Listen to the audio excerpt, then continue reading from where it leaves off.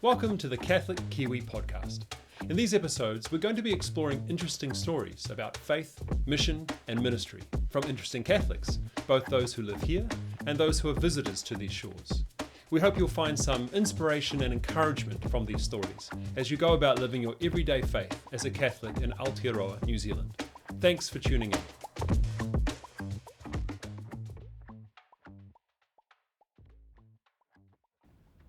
My guest tonight is Tim Wilson. You might recognise Tim from his time as TVNZ's US correspondent or on 7 Sharp, or recognise his voice from various radio gigs, or even as the voice at Maxim Institute on public policy issues. You might also know Tim as a Catholic convert and someone who is not shy about sharing his faith. Tim, welcome to the show. It's great to have you here. Great to be here. Thanks for having me.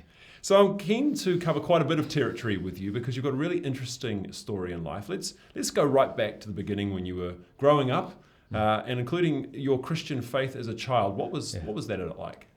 Yeah, well, it was, sorry, a lot of thoughts coming in.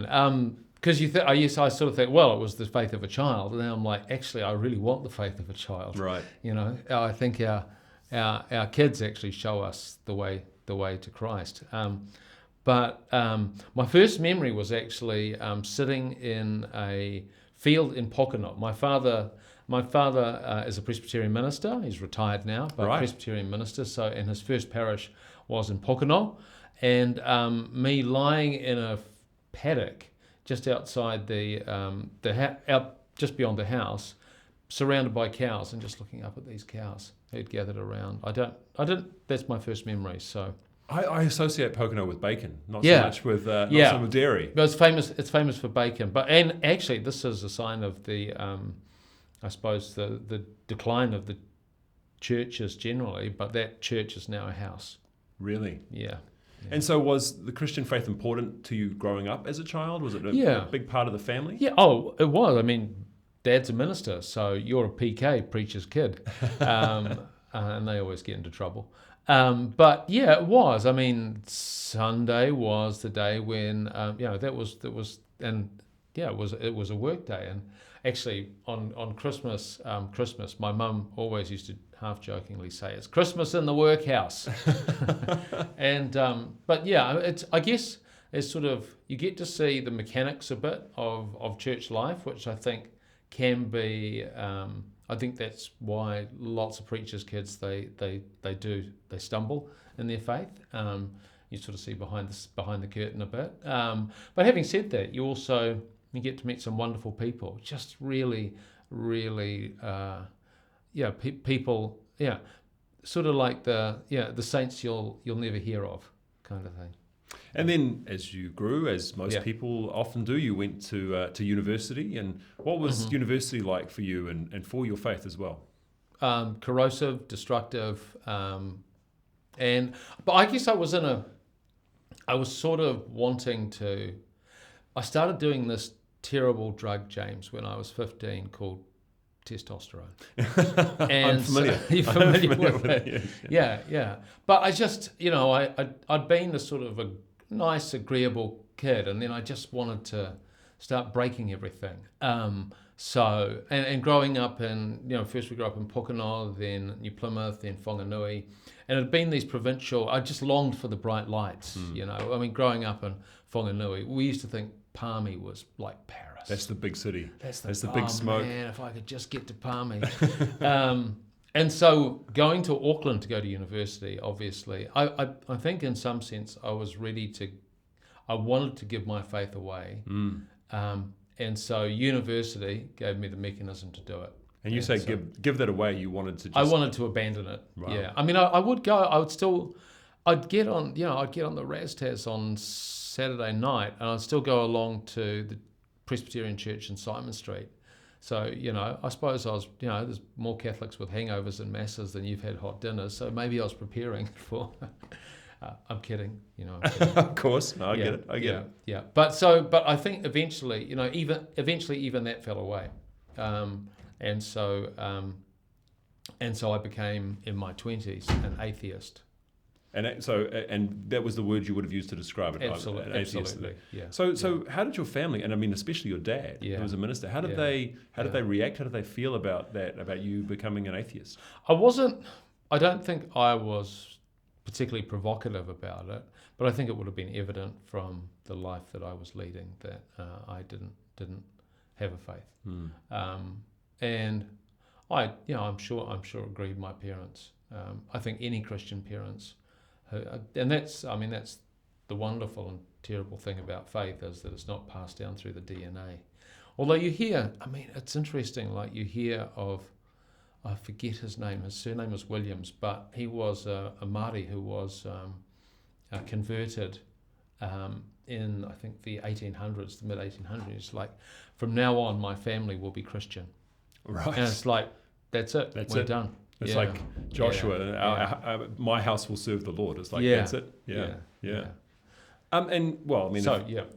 If you were still an atheist, you probably wouldn't be sitting across from me now. So what led you to question your atheism? Well, here's the thing. So I was an atheist when I was like pugnacious and 20-something, and I wanted to get in a fight about everything. But then it just sort of, atheism's exhausting.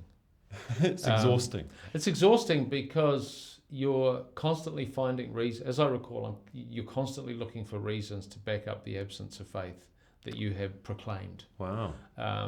And so in my 30s, I sort of subsumed into the elegant despair of agnosticism. Who can tell? Who knows? We don't know anything.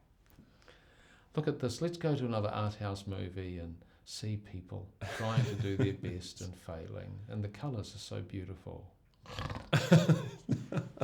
I've never heard of atheism being described as exhausting before. Yeah. Well,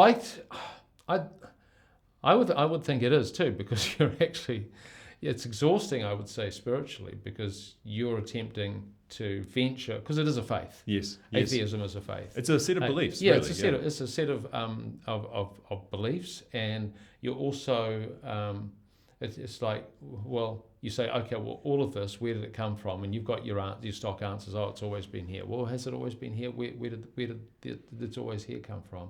I had this great, and I've got to say, I love atheists because they'll get in a scrap with you. Yep. They'll try and have a fight with you. Right. Like I had this, there was this guy I met at a wedding a couple of years ago, and he was, there was something, let me see if I can get this right. So he was like, I'm an atheist. And I said, I'm Catholic. And he's like, I'm an atheist. And he smiled smugly. He said, I used to be a Catholic. And I smiled smugly back and said, I used to be an atheist. Yeah, that's right. and then we had a sort of interesting discussion.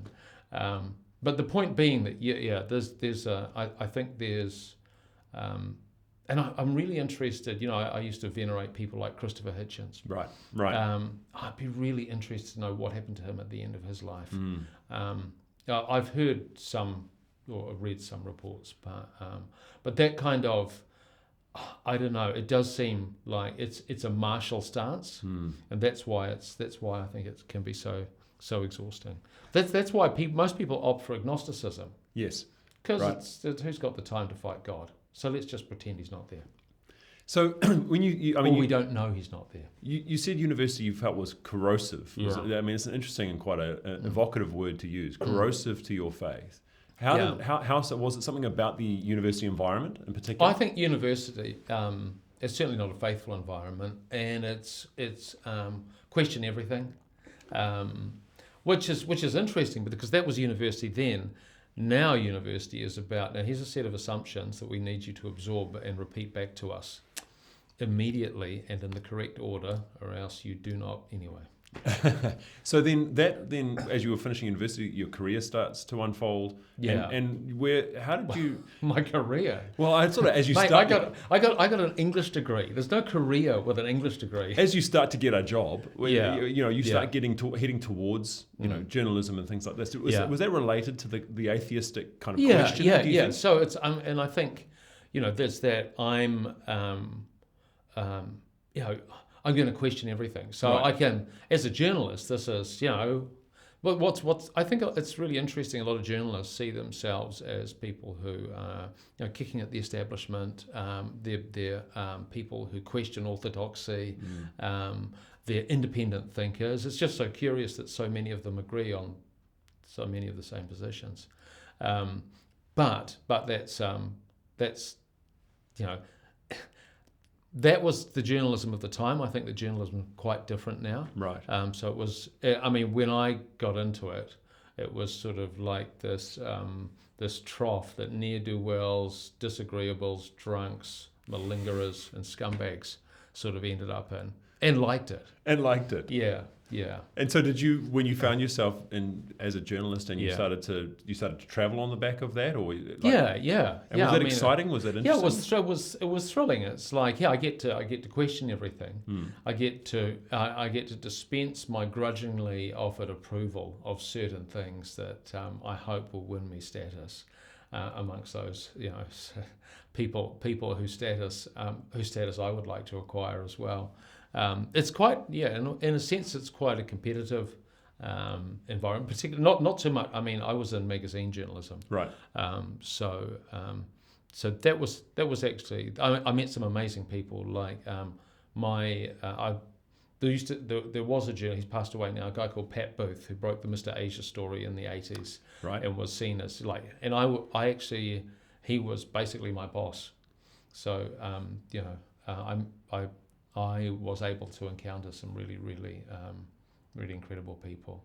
And I didn't go to journalism school.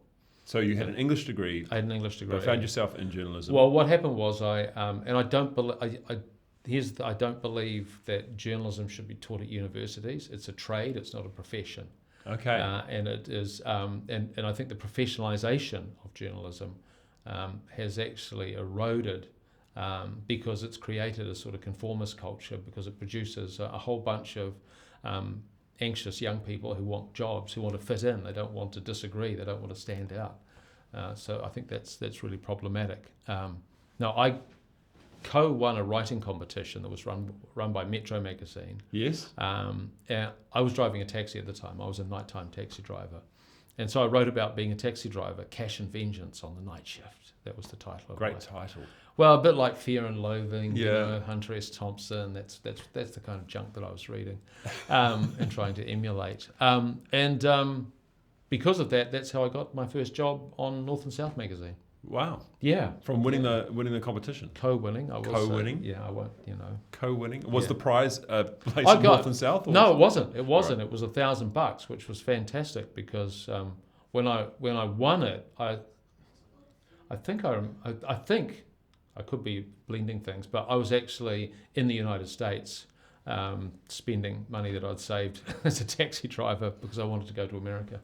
So you end up in America, and I mean, and when we say America, you're like New York, Oh, right? New York ultimately, City. so I came back. Oh, did you? Okay, Yeah, I right. came back, worked on North and South, then went to Japan, taught English as an English teacher for a couple of years, then came back, was a freelancer, ended up at Metro magazine, and then went to New York. Wow. Yeah. So how long were you in Japan for? I was in Japan for 2 years, and that was during my atheist period. And I was like, see, atheism's not bad. These guys don't believe in God, and they're very orderly. They're so polite. The food's wonderful. You get to smoke cigarettes in between courses. It was just so. But there's actually, as I reflect on it, there's often, or in Japanese, I think beneath the veneer of conformity and agreeability, there's actually a huge spiritual longing in Japan. They have forests where they all go to if they want to commit suicide. That sort of culture is that I can see some deep shadows there. And so you go from New Zealand, from and running from Metro. You're in New York. You're in New York City. Like, what was that like for you at that period in your life? Well, it was amazing. I mean, it was because I was finally in Palmerston North, James. But better than Palmerston North.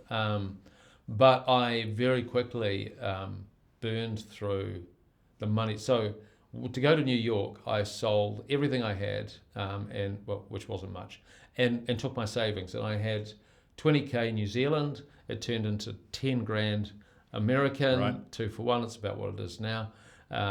And I found, within 3 or 4 months, I was standing at an ATM on 2nd Avenue. I had $300 in the bank. Wow. Yeah. So I had to find a business model. And so what was the business model that you found? Are you familiar with arbitraging? So it's when you trade differentials in currency. Like arbitrage. Currency arbitrage. pardon me. Yes. Yeah. I was reverse arbitraging. So I was living in New York, spending American dollars, but selling stories to New Zealand magazines and newspapers. In New Zealand money. In New Zealand money. Right. And so I was living very, very meagerly. I can't think of too many people who have done reverse arbitrage as a success. Take it from me. It's not a business model. But as I understand it, so your faith started to emerge from that environment, from in New York for you. But how? Well, that was so, and I've had these sort of things that have occurred in my life that I used to regard as unbelievable coincidences. Right. Yes. And of course, it was the hand of our Lord. But I used to. I was a print guy. I'd gone to New York to work for the New Yorker magazine. That was my dream. Right, which is kind of a combination of print magazine. Yeah. But they weren't hiring schmucks from Whanganui. So so I had to find, I did other stuff. But I, through a series of, through the Lord's kindness, I ended up on TV, which was something, I used to abjure TV people with their shiny suits and their glistening hair and their shallow aphorisms. Ugh. I was a print man. I was rough and tough. I was like the Christopher Hitchens style. You want the ink on the fingers. Yeah, ink on the fingers and, durry burning. Yeah. But I ended up in TV and I found myself having the life that I sort of had come to New York to obtain, where I was sort of like this, I'd go out at night and, I had enough money and I was getting a bit famous in New Zealand. Someone, gossip columnist, ranked me as New Zealand's most fascinating man. I wasn't. That's a great title, though. Yeah, but it's just, I certainly wasn't Manhattan's most fascinating man, I can tell you. And I also, and I met, I spent the afternoon with Donald Trump. I met Taylor Swift, I went down to Hurricane Katrina. Wow. I just had I was having these incredible experiences and earning more money than I ever had in my life and meeting incredible people and also I still loved writing, and so my first novel was being published. And from in New York, so you're writing in New York? I'd written it. I'd written it.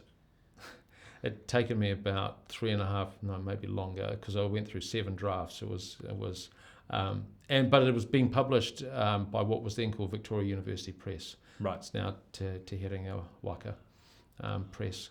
And so so here I am, this sort of like TV guy, New York guy, fascinating guy, literary guy, and I was just so empty and miserable, and like I had everything that I wanted. I had thought that I wanted, and I was saying all these sort of cool lines from the script I'd been writing for the last, couple of decades, and I knew that they were shallow, broken, and that's what I was too. And so you knew that, you felt that, and just felt, I had this hunger, an emptiness. So amongst, in all the bright lights and all the achievement and all the material stuff, there was just this emptiness. And I would often after my 2 a.m. live shot, because 2 a.m. New York time is 6 p.m. New Zealand time next day. I can picture the live cross now with the big overcoat jacket. Yeah, the overcoat jacket and all of that stuff. But I would take a cab up Fifth Avenue and I'd turn on 106th Street and I'd go past St. Cecilia's Basilica in Spanish Harlem, and the homeless guys would always gather there on the steps, and it seemed like a place of sanctuary for them. And so I think, one day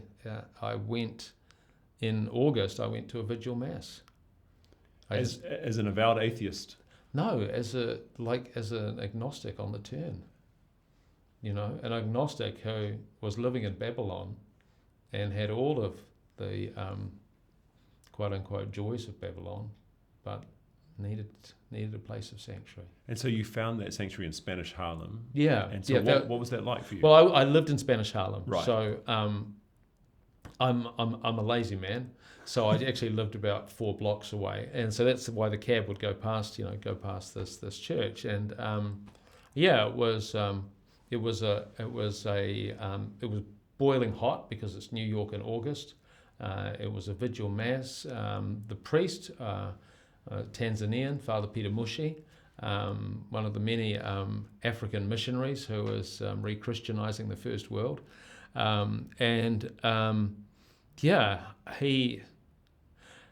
because I was a Presbyterian, it's all about the homily, right? Right. It's all about the sermon, and because I couldn't understand a single thing that he said, I just couldn't understand it because his accent was really pronounced. But what actually got me was the liturgy. Like, I found myself just unbearably moved by the liturgy, and I found myself at times actually weeping. Throughout the Mass? Yeah. And so did you start going back to Mass on again and again? And well, I had to, because I'd found something. Yeah. Like, I had to go back. Like, you can't, it's like, here you are doing something you never do because you're like this TV cynic, tough guy, literary guy. Why are you? He's just got something in my eye. Yeah. It's so embarrassing. But it's real. Not ink. Yeah. It's not ink. It's not ink. Yeah. Yeah. And so that led you towards becoming Catholic, deciding to become Catholic? Yeah. Yeah. Well, I just found something that I needed. And it was like, I remember the first, because, as growing up Presbyterian, you have certain, you're told certain things about the Catholic Church. And I remember walking with my father by a Catholic school in Whanganui. I was like, oh, what's that school? And it was, I can't remember the name exactly, but he was like, oh, they're Catholics. They just do what the Pope tells them. It's like, I know you're laughing, right? It's like, Catholics actually don't do what the Pope tells them. But that's one of those. And so when, I remember the first time I said a Hail Mary, it was like, but I also felt, I don't know, I guess I felt our Blessed Mothers, like the sort of the feminine side of our Lord, access to that through our Blessed Mother. So, I started, I had to, I came into it. It was the road to Emmaus. It wasn't the road to Damascus. But I met some wonderful people coming into doing RCIA up in Spanish Harlem. Wow. I remember there was this Gina Brillantes, and I was like, she was doing RCIA. I was like, I'm not sure about the saint stuff. And she was like, you are lucky. You are lucky you have people to pray for you like that. I was like, okay, Miss Gina, yeah, you're probably right. Compelling argument. Yeah. Well made. Well made, Yeah. and I've never forgotten it.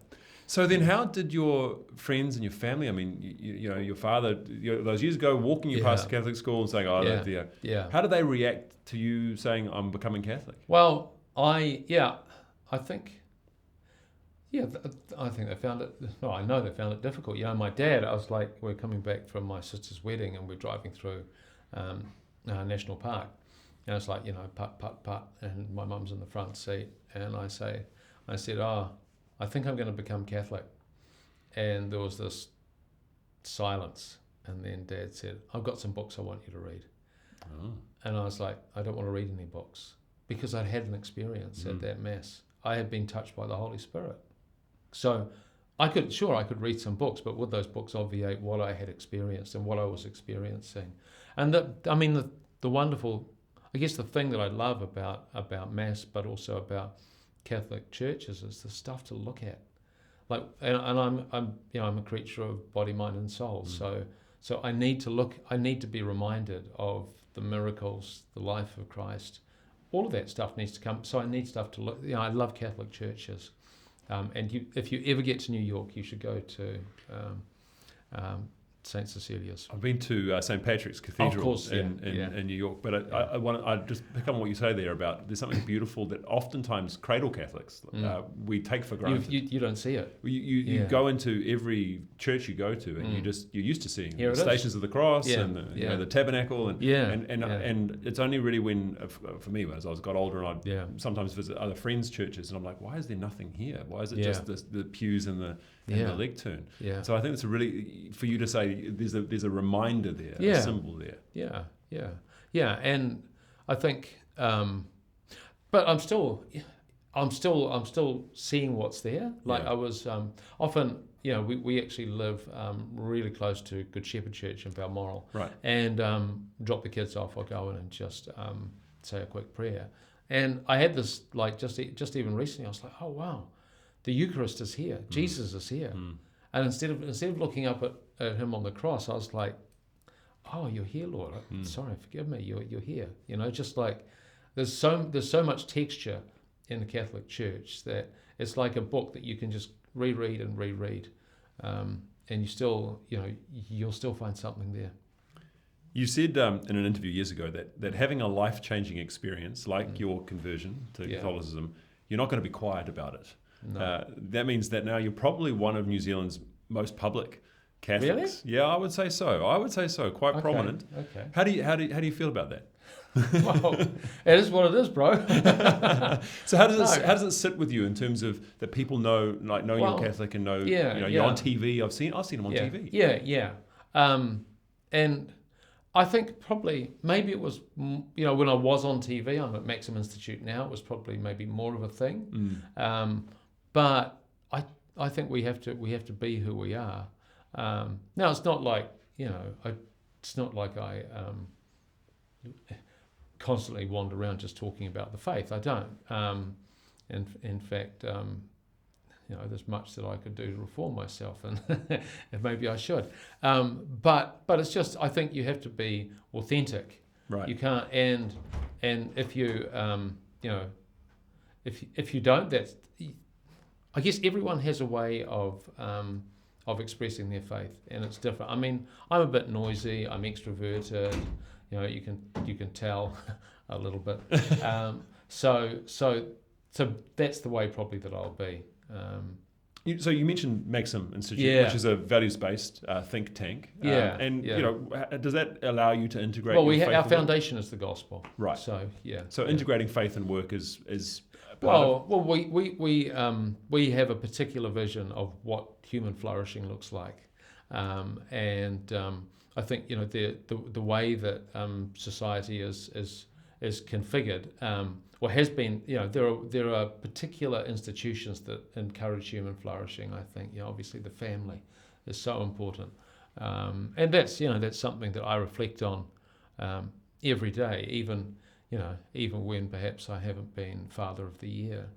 The gift of family and the gift of marriage is just incredible. So we tend to focus on more on that's our foundation, and we have a particular view of human flourishing. We want to see everyone do well, and we want to be hopeful. But we do work on stuff like artificial intelligence. We write peer-reviewed research, artificial intelligence education.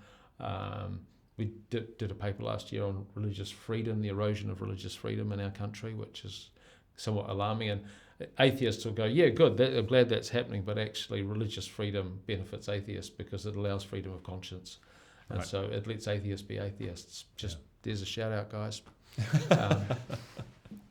And I mean, you talk about some of your other vocations there, like being a husband, being a father. Yeah. How's faith come into the family life for Tim and family? Yeah, well, it's ever present. It has. I met my wonderful wife at Mass, and so we go to Mass every Sunday. Often the kids don't want to go to Mass, but that's okay. We just we get there. But it's a fundamental part of our life. We start the day with prayer. We end the day with prayer. That's that's our liturgy in some way. And you've spoken about how poetry is a bit of a creative outlet for you. Yeah, well, I mean, prose. I wrote three novels, and now I don't have the time to write novels. So you just write poetry, is it? I like how that. Yeah. And so how did that come about? I've always written, I've always loved poetry. If anything, poetry is probably my first love. I read my high school teacher when I was 13 gave me The Wasteland by T.S. Eliot, and my mind exploded, and just the music of that particular poem just did something to me. So I've always been, I've always loved poetry. I've always sort of, been at the second-hand bookstore and, there's a slim volume of verse, Is there, you brought some poetry with us. Yes. Is there a poem you could share? Well, there is. Well, of course. I'd love, it's rare. You have something? Well, here's, do you have, I've actually got, look at this. This is, I need to work on this. Anyway, this is called, and this is a poem written from it's not a Christian poem. I'm just letting you know that. That's fine. But don't be alarmed. That's fine. I'm not alarmed. This is called Lookbook. Beige is the new black. The new beige is rage. Cats are the new dogs this season. Collars are widening, patience and lapels tightening, albeit with classical flair. Really though, who wants to grow old here? Last year we drank Negronis. This year it's Moet and the blood of enemies. Mother Nature goes Dutch, rain falls, cities drown. 4 is the new 2 and the new brown. I don't believe it, so will you. Debt trumps money, gangrene sneezes pus. Only the lonely will find this funny. Look in the sky, our freedoms, chemtrails blazing above the stratocumulus, promising to immolate just some of us. Powerful. I guess in a way it's a depiction of contemporary society. Yeah. And so that's. And so do you find it as an outlet to try to deal with what's going on in society? I mean, at Maxim you must sort of see a lot of policy and politics and things like that. We're often talking and thinking about what's actually happening. Or so we often talk about, say the news, that's the weather. What's the climate? And so I guess that's an attempt to evoke the climate. There's a particular poet that's a guy called Frederick Seidel who, ethically and morally I wouldn't give him the time of day, but he is an incredible poet. Just that mixture of sort of off rhyme and again that music. Yeah, it's evocative. I can sort of picture the chemtrails as we speak. Exactly. And do you find, I'm interested when you said you remember the first time you prayed the Hail Mary? Yeah. Do you find poetry or rhythm in prayer and some of the kind of classic prayers that we're used to? Yes, I do, and the Rosary is a rhythmic prayer, and so that again that appeals to my physicality. The Catholic faith speaks to all of us, body, mind, and soul, and that's what I like. That's part of what cements the attraction. The compulsion. Tim, we like to end with a bit of a lightning round as we sort of run through a few questions. If you're ready, are you ready for the lightning round? Can I just do a quick ad for Maxim? You sure can. Okay. We just help leaders make wise decisions. We're a public policy research and analysis think tank, and everyone will go, people say, are you on TV still? And I go, no, what are you doing? It's like, I'm at a think tank. They go, what's that? And so basically we're a place that helps leaders make wise decisions. We do peer-reviewed research, www.maxim.org.nz. Look us up. We just want to make our country a better place. I can definitely attest to having read the paper recently on artificial intelligence and the future of work. A great paper, and it's one of those things where I think you really are looking at contemporary issues through that lens of, as you said before, encouraging the flourishing of society. Yeah, and I think with one of the questions that is raised by that paper is if artificial intelligence is going to scour out white-collar work, and there's going to be large levels of unemployment. How are we going to be formed? Because work forms us. Maybe I'm trying to express a Catholic work ethic, but I think work does. The jobs that I've done, going from print journalism to TV, I had to work with people. I had to learn collegiality. I'm reasonably collegial, but we are formed by our work, and so if there's no work to do, and we can lounge around playing Fortnite and eating Dominoes that we get door-dashed, how do we become something else? Because particularly when people, I think, increasingly, they get their identity is often formed by their work. Yeah. And there's a sense of and that's why when people, lose work, there's a sense of a loss of identity more than... I think particularly blokes, because Right. we're task-based. Right. So it's like, who am I? Yeah. I think a lot of guys, men, struggle with retirement because what am I going to do? What do I do? And then who am I? Who am I? Yeah. Yeah. No, I would definitely recommend checking out Maxim's papers. Sorry, I couldn't resist. That's fine. All right, let's do the lightning round. Okay. Yeah. You ready for the lightning round? It's the challenge we usually have at the end. Yeah. Just a couple of questions for our guests, if you're ready for that. Yeah. Okay, go. Who's your favourite saint? Okay, so my saint is Augustine, but I'm a big fan of Philip Neri, whose two favourite books were a joke book and the Bible. Right. Yeah. So he's actually our second son Felix's patron saint. So. Yeah. And have you read through the joke book? Were there any good jokes? Who cares? A saint with a joke book. I just love the fact that's there. Yeah. What's a quirky Catholic habit that you are secretly or maybe not so secretly a fan of? Well, one actually, because I often go and I'll go out and do a rosary when I do my walk in the morning, and sometimes people get a bit freaked out if you sort of walk past them and you go like that when you're doing the when you're walking past someone. Yeah. It's like you're trying to ward off. But my wife said that you can actually do the cross on the hand. Yeah, I was like, secret crosses. So that's pretty cool. Yeah. The secret cross. My dad taught me that one as well. Taught us as really? Kids. Yeah. And it was when we were, like you'd say grace if you're in like in a shopping mall or a restaurant or something, and if you didn't feel like it, but then over time you sort of start to learn to do it. Do it anyway. Yeah, exactly right. Yeah. And this is a big question for a poet. What song or hymn stirs your Catholic sensitivities? Well, Amazing Grace is pretty good. I mean, an Anglican hymn.